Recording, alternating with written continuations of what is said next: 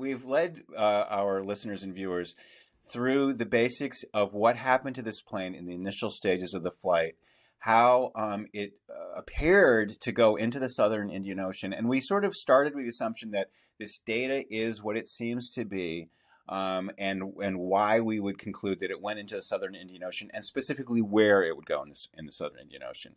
But we also opened the possibility that it might not have gone into the southern Indian Ocean, that there was apparently, we don't know 100% for sure, but apparently there was a vulnerability Right.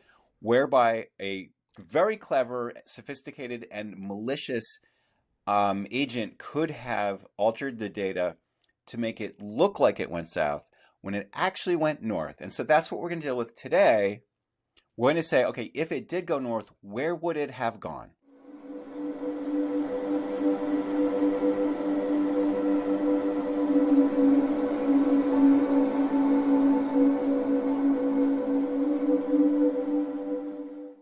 So in this episode, we are going to bring up that possibility, and we're not going to talk about who did it, why they did it, or even really how they did it, but what they could have done. So if the data was correct, untampered with, and we spent an entire episode on that one about hacking, then it would have gone south. But let's talk about that northerly route. So first of all, I'm going to refer to a lot of notes on this one because we have lots of maps and stuff. So if you hear paper shuffling, that's going on. That's good. Refresh my memory. The plane was, before it made its alleged southerly turn, it was actually pointed kind of north by northwest, right? Right. So when last seen on military radar, it was flying to the northwest, and then it seems to have made a turn even further to the north. We know that based on the geometry between its last radar return and the curve of the first arc. In order for the plane to have maintained its speed, it must have turned to the right, kind of heading towards Kazakhstan. So to recap what we've talked about earlier, based on half of the metadata, the BTO or burst timing offset data, scientists were able to work out a series of rings from which they were able to derive a route that the plane would have taken in order that, flying straight and fast as planes do, it would have hit all of those rings at the right time. But they were somewhat flummoxed to realize that they didn't just find a route, they actually found two routes, one a mirror of the other. It was sort of circularly symmetrical. And so then they had to use this other set of data, the BFO data, to determine which of those two was correct. And I think we have a shot taken from one of the reports showing those two routes, one of them going to the southern Indian Ocean, one of them heading to the northwest over the Andaman Islands, over India, Nepal, western China, and into ultimately Kazakhstan. So this would be a good episode for people who listen to it to watch it, because we are going to have a bunch of maps and graphics and stuff. If people have a rough idea of Asia geography, they'll get it. Just, but more to the point, we're going to talk about the route, but we're also going to talk about the major objection that people have had really from day one about a northern route, which is the same one I would have had.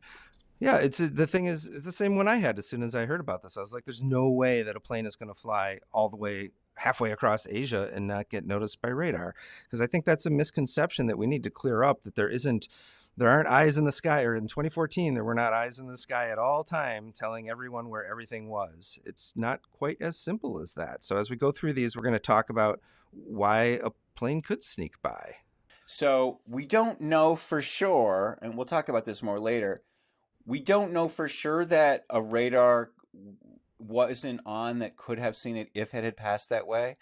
But nobody has come forward and said, we know it didn't go this way because we were looking at this airspace and nothing came through it. So we're back in kind of the land of ambiguous non-information. Right. So, but as just kind of a general principle here, the way military radar works, or the reason military radar works, is because it's expensive. It requires a lot of electricity, a lot of manpower, and it's designed to look at potential targets for a country. We saw this in real life. I mean, all these blimps were flying around Alaska and stuff, and they didn't totally notice them, or if they, it didn't result in the scrambling that you imagine in the movies. It doesn't always. And there's another kind of meta point you could say about MH370, which is that people have preconceptions or they have ideas about their knowledge of the world that they tend not to interrogate. And so if you say, well, there's military radar everywhere, they surely would have seen it. And that seems like a very reasonable thing to say. And a Yeah. lot of people, most people think that. But Yeah. if you say to them, okay, wait a minute, name me one radar that would have seen this. You know what I mean? Well, they don't. They assume. Oh, just And radar. it's Yeah. assuming is the killer. Time and time again with MH370, people assume things, and those assumptions turn out to be wrong. You really have to go over this case with a fine-tooth comb. I recently did an interview with an Australian TV station for a special they're going to do on the 10th anniversary. It's coming up. And I was saying to them, I came up with the analogy that I liked, which is like, this is like a Swiss watch. If it stops working, you can't just like bang it on the counter and hope it's going to start working again. You need to open it up. You need to know how this thing works, and you need to get in, look at it with fine detail. MH370 is like that. Okay, so let's dive right into it. So half an Yeah. hour after leaving the Malacca Strait, and now we're talking about the northerly route here, the plane would have passed over the Andaman Islands. Okay, those islands belong to India, and they have a radar station there. Right. So they're going right over radar station. Does that disprove our scenario right off the bat? Well, in like the first week or two after the plane disappeared, when we really didn't know if it went, we'd heard about the Inmarsat data, but we didn't know yet if it went north or south.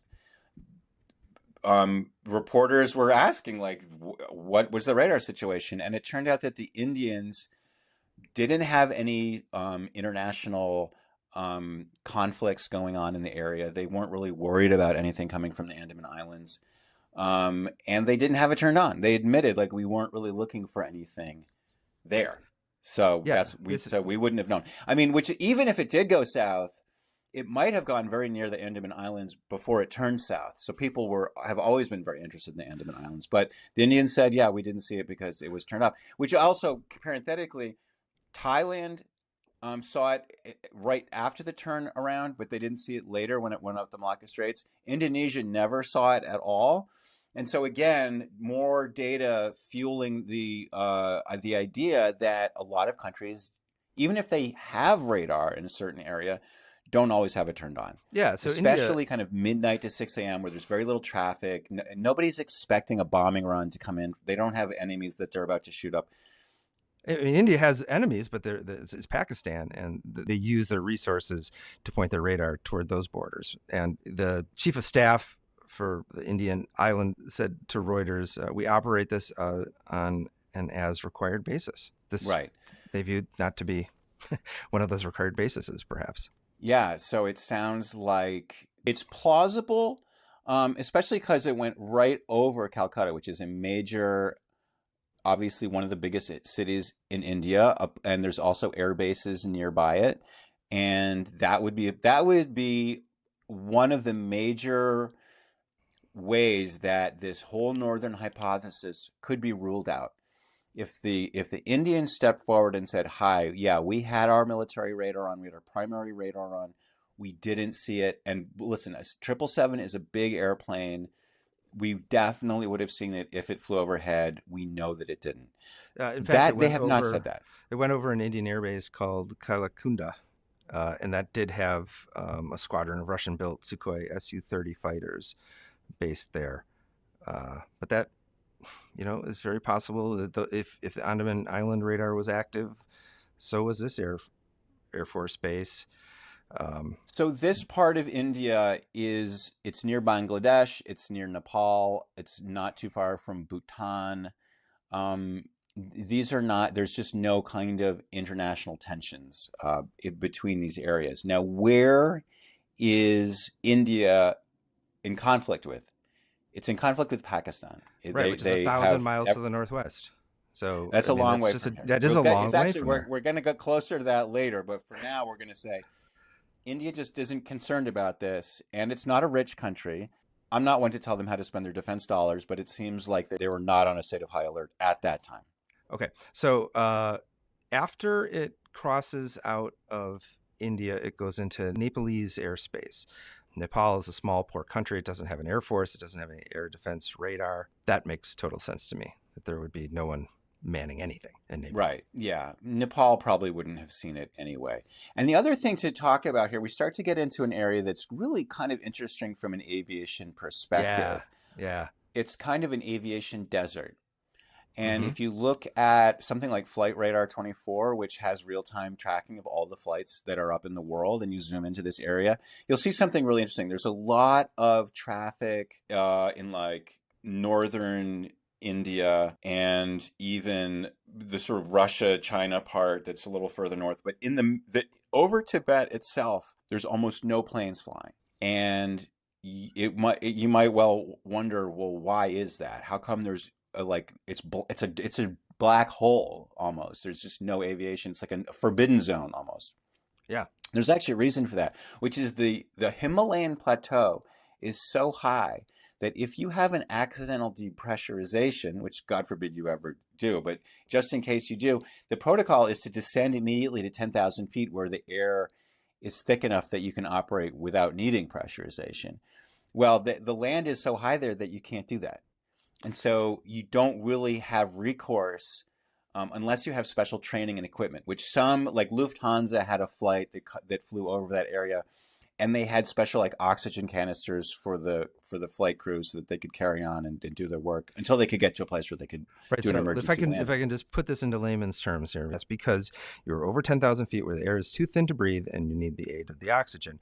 The emergency protocol for all planes that are flying over 10,000 feet, I suppose, that need pressurization is to drop to 10,000 feet. Then you can take off the mask and you can breathe and you can figure it out because a plane can fly safely at 10,000 feet. Except in this case, the Himalayas are there. And Right. they could be taller than 10,000 feet. So you've got the Himalayan plateau, which is just all very high. And then even higher on the southern end of it, you've got the Himalayas. And you've got Mount Everest, which is like, what, 30-something thousand feet. So nobody's flying there. Yeah. The planes could fly there. They don't fly there for safety reasons. It's not like not like they can't fly over the Himalayas. The planes fly higher than the Himalayas, but they just, for safety reasons, they have to be able to descend in that rather unusual emergency situation.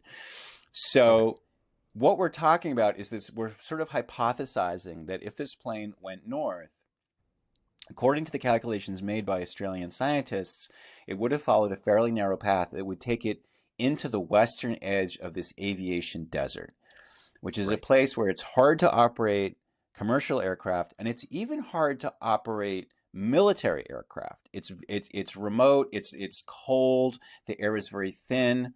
We get to this very interesting question of, were there Chinese air bases in that area or radar installations that would have or could have picked up MH370 as it passed through that area?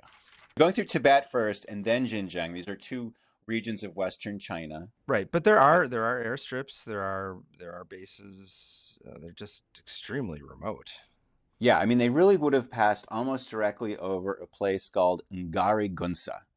Right. And this is a pretty big, it's 15,000 feet long. I'm reading from my notes here. Yeah, we're going to have to read from notes. It's altitude of 14,000 feet. It's the fourth highest altitude airport in the world. What's interesting is that, so they had only recently built it. They'd started building it in 2007. It was built in 2010. But if you look at it, you can access a lot of satellite photography just through Google Earth itself. You can go back in time and you can see what airplanes are on the tarmac when.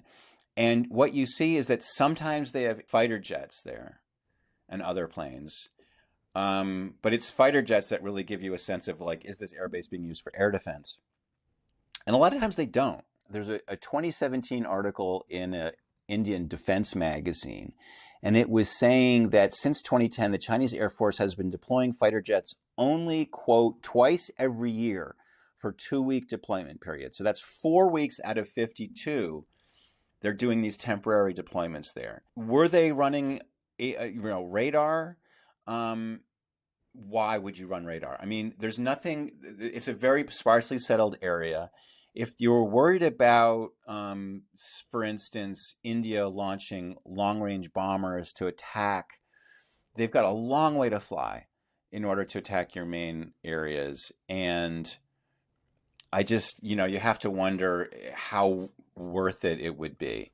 China and India, their tensions kind of rise and fall. India also has its tensions with Pakistan, and Yeah, you I know, mean, what we're describing here is like a perfect storm, right? So I said we weren't going to talk about how or why, or even who did what they did, but this would be someone who had to have a very detailed understanding of how border security, border radar works. It gets even more remote after this. They go to Haitan, an ancient Silk Road town on the southwestern edge of the, I don't know if you can pronounce this one, Taklamakan Desert. There's a staging area for fighter planes, maybe, but there are no military aircraft there, or there weren't any in February 2013.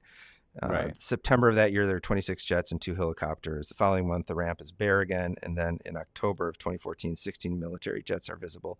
So what I'm seeing is it's the same sort of situation as the Nagari Gunsa, where planes come and go. Yeah, and I think what's interesting is that in the wake of MH370's disappearance, China stepped up its overall air defense capabilities in the region. So it seems like suddenly China, which, kind of a little bit of historical context, China was very, very poor under Mao. Great leap forward. There was starvation.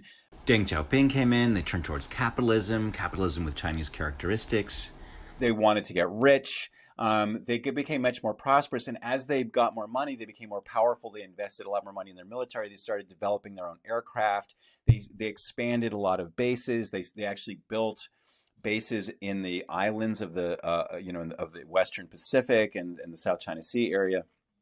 And so they became militarily much more strong. And you can actually see that if you look at satellite imagery of their bases in Western China, in Xinjiang and Tibet, you see their capabilities being built up. And so around this time, they are expanding in this area. So in 2015, the Chinese Air Force deployed its most advanced anti-aircraft missile system, the HQ-9, to Hotan. And so I talked to a analyst who said, it's kind of odd that they would even have HQ-9s out in this desert area. Like, why would they do that? And it might have just been because they want to, become experienced in deploying their assets in different settings. But it's just speculation at this point. This is hard where, we are amateurs. We are dealing with the most secretive part of military. When you are running an air defense system, you don't really want your enemies to know where your radars are. You don't want them to know where your missiles are. You actually will only turn them on when you really need them because you don't want to give away their location. I'm reading between the lines here. I guess I hadn't really thought of this before. They put these HQ-9s in this path. I mean, maybe they had some hunches that the plane went north too. It could be. We just don't know. I mean, what would be probative, again, is if the Chinese stepped forward and said, listen, we were running our radar at that time. We would have seen it if it was there, and we didn't see it, and it's not there. They haven't said that. So what we're left with is just the ability to speculate and say, look, we can't rule this out. We're trying to develop a comprehensive portrait of all the possible things that might have happened to this plane. And if we can rule one of these possibilities out, then great, let's do that. So but if we can't rule it out, we have to keep it active. So if you make it out of China, 6 hours from diverting from its planned route, MH370 would have neared the border of the former Soviet Union.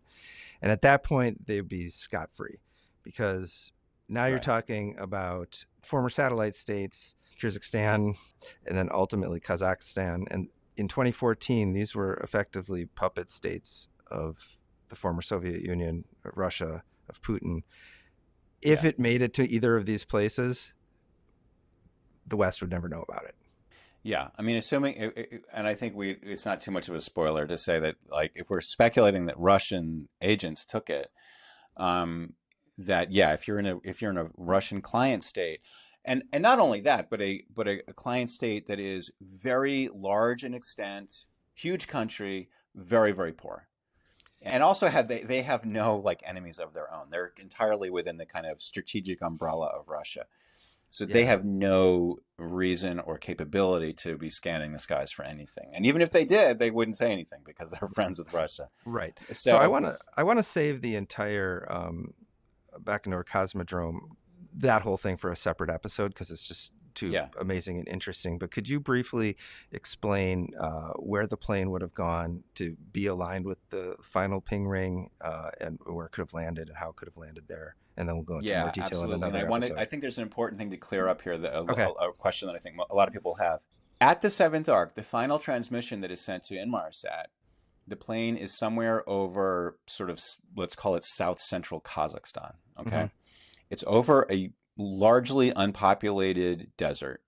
There's not a lot of landing strips. There's certainly not a lot of landing strips that can handle a 777. Mm-hmm. In our previous episode, we talked about what the BFO value means in terms of what the plane is doing at that moment. Because we are assuming that the BFO data was generated by equipment that was operating as it was intended. Right. None of that applies if we're in the north. True. Because we're assuming that the BFO data was tampered with. So the BFO value no longer has a specific meaning that we can take any inference from. And so we can't assume that the plane was in a 5 to 15,000 foot per minute dive. We just assume it doesn't mean anything. We Right. don't even know that it signifies fuel exhaustion. It might have been because under the northern hypothesis, the spoof hypothesis speculates that the reboot was caused by deliberate manipulation of the reboot of the satellite communication system. So it could also be another manipulation here to make it seem like the plane was out of fuel. Right. Regardless, we do know that the plane must have been very low on fuel, if not out of fuel. So one of the biggest problems with the northern scenario is what the heck does this plane do now? Because if it has been hijacked by people who've worked really hard, used really clever vulnerabilities, of a really clever exploitation of vulnerabilities that even to this day people mostly don't know about. Yeah. What is their plan? So tell me about this briefly, because I want to do this in an entire episode, because this Cosmodrome is Right. so interesting. It's worthy of a lot more discussion. But since we're kind of approaching the end of this episode, tell me what this runway is and where it is and how it could have lined up with the amount of fuel that was on board and why it was a special runway. Right. So if you look at where this seventh arc winds up, there's a really intriguing fact that kind of pops out. Which is that it's kind of intriguingly not that far from an area called the Bikonor Cosmodrome. Yeah. And this is, it's a little bit like the U.S. territory in Cuba, Guantanamo Bay, where it's in a different country, but it's like territorially considered part of another country. Mm-hmm. So this is basically a little circle of Russia that's in the middle of Kazakhstan. And this is the place from which it launches cosmonauts into space and also astronauts, because for a while we in the United States did not have the ability to launch our own astronauts into space because we had ended the space shuttle program without a replacement. So this is a place that actually a lot of Americans go, but it's quite a huge area in the desert. And in the 70s, when the Americans were developing the space shuttle, the Soviets, who didn't want to be left behind in any kind of area, especially of space exploration, decided to build their own kind of knockoff version called the Buran. It looks just like it. It looks a lot like it. And it was actually, in some ways, technologically more advanced. The Buran went into space only once, and it didn't carry any cosmonauts. It was unmanned. And at the time, it had a very sophisticated feature, was that it was able to land itself. And in order for it to land itself, since the system wasn't that sophisticated, Soviet engineers decided we're going to build a huge runway that's going to be engineered with like millimeter precision, so that when this thing comes down with its primitive computers, it's going to be able to land without any surprises. And it did land successfully. So what you've got is a runway that was built specifically for a plane to land itself. And I think that's really interesting because the 777, which is, a generation later, had the ability to land under certain conditions with airports with certain equipment. And if you imagine, and we're going to talk later about who was aboard this plane that might have been Russian. Yeah. And none of them have pilots training. And you wonder, like, maybe they could just be told which buttons to push to have the plane land itself.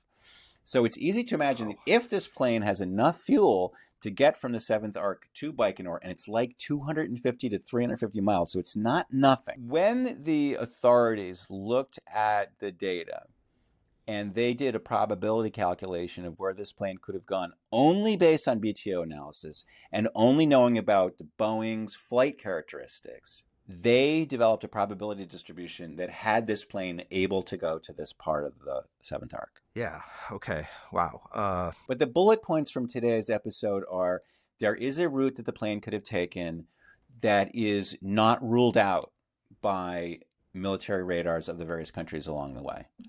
I think the two biggest problems with the northern scenario are the flight simulator data, Zahari's flight simulator, and the fuel. Like having enough fuel to get to Bikonor. It doesn't necessarily have to go to Bikonor. There are some other places that it could have gone to, like that are sort of within range of this place. But we're going to talk more about Bikonor. It's pretty fascinating. Right. Well, we don't have any proof that it successfully landed anywhere. We just have the proof of the transmissions. So, for all we know, the story could have ended with a crash in the desert. I mean, we don't. That's a really interesting idea. I mean, I haven't looked at you could take the Google Earth time machine and go back and look at all of the desert before and after March 8th and see if you can find a crater somewhere. Yeah. Tom Nod could do it. Tom Nod could do it if they would have moved their attention somewhere else. But I guess what I'm saying is, had that plane crashed and had Putin been behind it, we would never know. Correct.